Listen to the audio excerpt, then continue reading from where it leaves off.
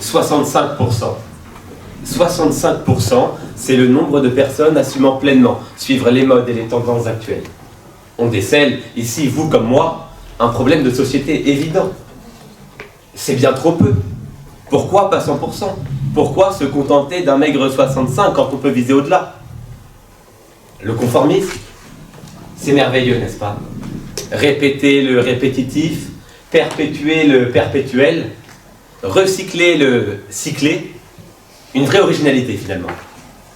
Être conforme est un art, et pas des moindres.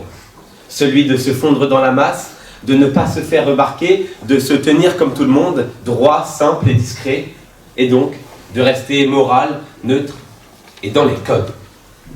Préférez-vous, par exemple, vivre une vie stable et sans conflit, en respectant les coutumes et les traditions? Ou alors, désespérément perdre votre temps à tenter d'aller faire entendre votre voix sans aucune répercussion? À mon avis, la réponse est plutôt unanime. Et vous avez bien raison, car fuir le conformisme, c'est douter, c'est s'épuiser, c'est se tuer à la tâche. Alors que si vous choisissez de l'accepter, plus besoin de débattre, plus besoin d'attiser les conflits ou même de remettre en question les acquis. En effet, quoi de mieux que de ne pas pouvoir exprimer sa propre opinion? Ou meilleur encore, que de ne pas en avoir une?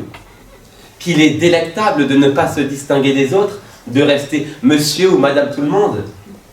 Imaginez alors ce plaisir d'avoir sa petite maison, ses 2 enfants, son labrador, sa balançoire dans le jardin, et comme petite douceur de l'été, camping en famille. N'oubliez pas que raisonner comme les autres, c'est s'assurer de ne jamais raisonner de travers. Mesdames et messieurs, si vous pensez à ce jour que le conformisme est absence de personnalité, je vous répondrai que vous sous-estimez grandement l'audace nécessaire à penser de la sorte, à oser faire preuve de constance, de rigueur, et ainsi agir sans aucune prestance. Enfin, le conformisme a cet avantage rare: économie de temps par absence de réflexion. Or, vous connaissez l'adage, le temps, c'est de l'argent, alors soyez-en avares. Gardez à l'esprit que classique et classe viennent tous deux de la même famille. Vous serez donc d'accord avec moi pour affirmer qu'être conforme, c'est être élégant.